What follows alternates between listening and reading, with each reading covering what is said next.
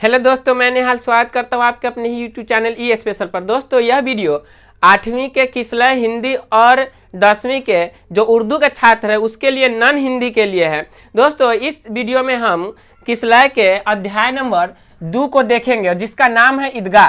दोस्तों यह matric board exam के लिए काफ़ी ज़्यादा महत्वपूर्ण है। इससे बहुत सारे क्वेश्चन आपके बिहार बोर्ड एग्जाम में पूछे जाते हैं। दोस्तों आप इस वीडियो को पूरा देखिए। इस चैप्टर से जितने भी ऑब्जेक्टिव पूछे जाएंगे, गारंटी है कि इस चैप्टर से पूछे गए क्वेश्चन एक भी आपका नहीं छूटेगा। बस वीडियो को लास्ट तक देखते रहिए। दोस्तों सबसे पहले इस चैप्टर से जो ऑब्जेक्टिव अगर पूछता है तो वह क्वेश्चन क्या होता है कि इस अध्याय का जो विधा है वह क्या है। दोस्तों विधा का मतलब क्या होता है कि किस प्रकार की या फिर वह किस ढंग की पाठ है। तो सबसे पहले हम आपको यह बता दें कि जो ईदगाह है उसकी विधा जो है सो क्या है, कहानी है।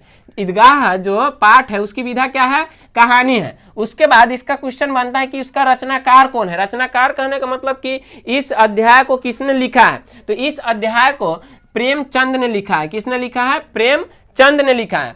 नेक्स्ट ऑब्जेक्टिव यह बनता है कि यह कहानी बाल मनोविज्ञान पर आधारित है और वंचित बचपन पर मार्मिक ढंग से टिप्पणी करती है। आपको खाली स्थान में पूछ सकता है कि यह कहानी ... पर आधारित है, तो आपको ऑप्शन में टिक मारना है बाल मनोविज्ञान पर आधारित है। और वंचित बचपन पर किस तरह से टिप्पणी करती है, तो मार्मिक ढंग से टिप्पणी करती है। किस तरह से? मार्मिक ढंग से टिप्पणी करती है। दोस्तों नेक्स्ट क्या है कि यह कहानी अभावग्रस्त जीवन के बच्चे को वयस्क की तरह सोचने पर मजबूर करती है। यह जो कहानी है ईदगाह कहानी, दोस्तों ईदगाह जो है, ईदगाह का मतलब क्या होता है, तो वह स्थान जहां ईद की नमाज पढ़ी जाती है। और ईदगाह जो अध्याय है इसकी जो विधा है वह क्या है, तो कहानी है। और इसके रचनाकार यानी कि रचयिता लेखक जो है वह प्रेमचंद है। दोस्तों अगला ऑब्जेक्टिव यह है कि रमजान के कितने रोजों के बाद ईद आती है। रमजान के कितने रोजे के बाद जो है ईद आती है। तो दोस्तों रमजान के 30 रोजा के बाद क्या आती है? ईद आती है। हम सभी जानते हैं। दोस्तों महमूद के पास कितने पैसे थे। दोस्तों अगर आपने अभी तक आपने किसलय जो हिंदी है उसका जो चैप्टर नंबर 2 ईदगाह है उसको आपने अगर रीडिंग नहीं दिया है तब सबसे पहले आप उसको रीडिंग दे दीजिए, क्योंकि रीडिंग देने के बाद आप यह वीडियो देखते तो यह वीडियो आपको कुछ ज़्यादा ही समझ में आएगी और हर एक टॉपिक आपको पता चल जाएगी कि किस लाइन से लिया गया है। दोस्तों यहाँ पर क्या है कि महमूद के पास कितने पैसे थे, तो महमूद के पास जो 12 पैसे थे और मोहसिन के पास कितने पैसे थे, तो 15 पैसे थे। महमूद और मोहसिन, इसमें बहुत ज़्यादा कन्फ्यूजन होती है कि इसके पास कितने पैसे थे। तो सबसे पहले महमूद देखिए, तो मोहसिन से क्या है कि महमूद का नाम थोड़ा छोटा है मोहसिन के तुलना में, तो मोहसिन थोड़ा बड़ा नाम है तो इसके पास थोड़ा ज्यादा पैसा था, मतलब कि 15 पैसे थे।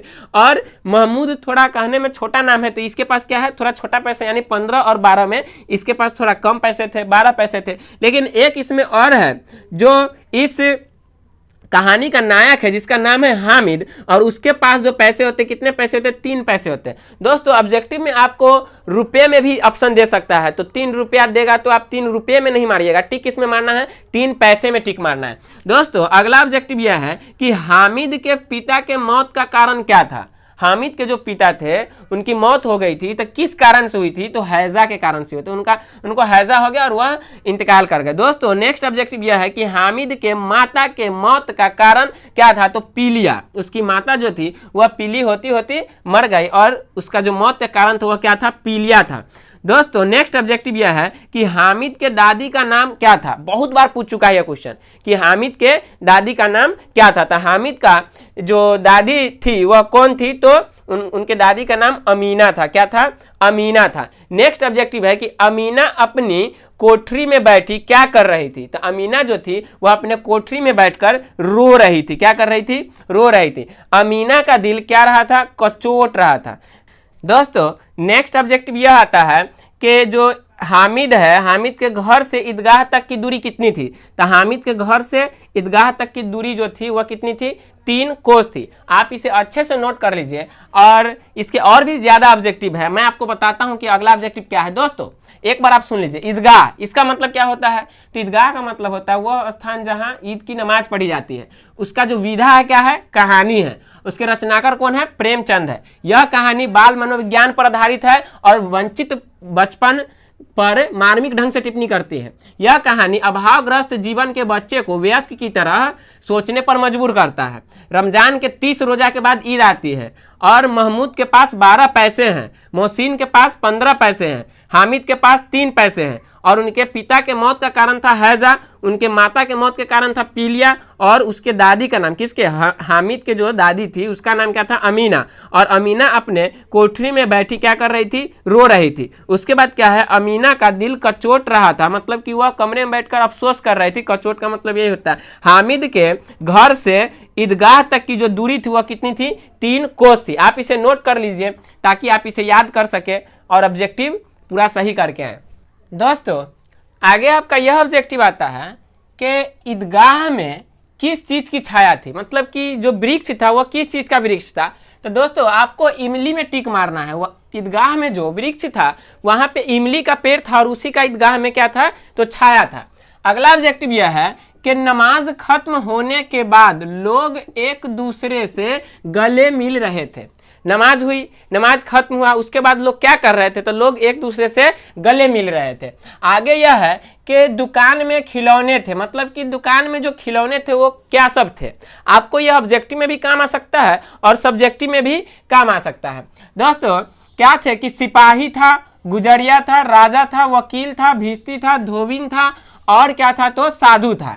यह सारे ऑब्जेक्टिव आपके बिहार बोर्ड के लिए एकदम रामबाण साबित होने वाला है। दोस्तों पूरा नोट कीजिएगा, अच्छे समझिएगा। अब यह चार्ट आता है, यह चार्ट से क्वेश्चन आएगा ही आएगा और हर साल आता भी है। क्या आता है कि आपसे पूछ देगा कि बताइए कि हामिद जो खिलौना खरीदे हुआ था उसका नाम क्या था। तो हामिद जो खरीदे हुआ था उसका नाम क्या था, चिमटा था और उसका दाम कितना था, तो 3 पैसा था। कितना था, 3 पैसा था। दोस्तों एकदम निचोड़ है ईदगाह कहानी का। आगे यह ऑब्जेक्टिव है कि जो महमूद था, इधर जो दोस्तों नाम है यह खिलौने का नाम है और यह उसका दाम है। दोस्तों हामिद ने चिमटा खरीदा था 3 पैसे में और महमूद ने सिपाही खरीदा था 2 पैसे में और मोहसिन ने जो खरीदा था उसका नाम था भिश्ती, जो कि उसका भी दाम कितने था, 2 पैसा ही था। नूर ने वकील खरीदा था और उसका भी दाम 2 ही पैसा था। उसके बाद में सम्मी ने खंजरी खरीदा था और उसका भी दाम 2 पैसा था। मतलब कि हामिद जो चिमटा खरीदा उसका दाम 3 पैसा, अब बाकी बात सभी खिलौने का दाम कितना था, तो 2 पैसा था। आगे यह है कि हामिद को रेवड़ी ले खा किसने कहा था। दोस्तों मिठाई के दुकान पे रेवड़ी मिलता था तो वहां पे हामिद को किसी ने कहा था कि ले रेवड़ी खा, फिर छीन लिया था। दोस्तों वह था मोहसिन। वह कौन था, मोहसिन था। हामिद चिमटा अपने दादी के लिए लेता है। किसके लिए लेता है, दादी के लिए लेता है। और क्यों लेता है यह आपको सब्जेक्टिव में काम आ सकता है। क्या चीज की, ताकि रोटी बनाते समय उनका हाथ न जले। हामिद ने चिमटा इसलिए खरीदा था कि उसकी जो दादी थी वह जब भी रोटी बनाती थी तो उनका हाथ जल जाता था, तो उनका हाथ न जले, चिमटे की मदद से वह रोटी को क्या कर सके, उलट सके। इसके लिए उसने क्या खरीदा था, तो चिमटा खरीदा था। हामिद ने बहादुर शेर किसे कहा, हामिद ने बहादुर शेर किसको कहा हुआ था, तो हामिद ने अपना बहादुर शेर चिमटा को कहा हुआ था। किसको, चिमटा को कहा हुआ था। उसके बाद है सभी खिलौने किस चीज के बने थे, तो सभी खिलौने किस चीज के बने थे, मिट्टी के बने थे। अब दोस्तों इधर क्या है कि इस कहानी का नायक कौन है। नायक का मतलब होता है कि उसका मुख्य किरदार, हीरो कौन था, तो वह था हामिद। उसके बाद में सब्जेक्टिव में आपको पूछ सकता है कि इस कहानी के पात्र कौन थे, मतलब पात्र मतलब किरदार, उसमें कौन कौन किसका किसका नाम आया हुआ था। तो सबसे पहले हामिद, फिर अमीना, फिर महमूद, फिर मोहसिन, फिर नूर, सम्मी, और इन सब का नाम भी एक जगह हल्का सा चर्चा है तो इन सबको भी ले लिए है। क्या चीज की, धोबिन, नाइन, मेहतरानी और चुरिहारिन, हामिद के माँ और पिता। तो यह था किसका, ईदगाह कहानी के ऑब्जेक्टिव और सब्जेक्टिव दोनों के लिए नोट है। इसे आप अच्छे से नोट कर ले और बार बार इसको पढ़े ताकि आपका सभी ऑब्जेक्टिव बन सके। दोस्तों एक बार आप अच्छे समझ लीजिए कि ईदगाह में आपको पूछे कि किस चीज का वृक्ष था, तो इमली का था। किस चीज का था, इमली का था। और नमाज खत्म होने के बाद लोग क्या करते हैं, तो आपस में गले मिलते हैं। उसके बाद में क्या है कि दुकान में जो खिलौने थे वह क्या सब बिक रहा था, तो सिपाही, गुजरिया, राजा, वकील, भिश्ती, धोबिन और साधु। फिर इधर नाम है, इधर खिलौने का नाम है और इधर क्या है, उसका दाम है। हामिद ने चिमटा खरीदा था जिसका दाम 3 पैसा, महमूद ने सिपाही, मोहसिन ने भिश्ती, नूर ने वकील, सम्मी ने खंजरी, और इन सब का दाम कितना था, 2 पैसा था। हामिद को रेवड़ी लेखा किसने कहा था, तो मोहसिन ने कहा था। उसके बाद में हामिद चिमटा अपने दादी के लिए लेता है ताकि रोटी बनाते समय उनका हाथ न जले। हामिद ने बहादुर शेर किसे कहा था, तो चिमटा को कहा था। सभी खिलौने जो थे वह किस चीज के बने थे, तो मिट्टी के बने थे।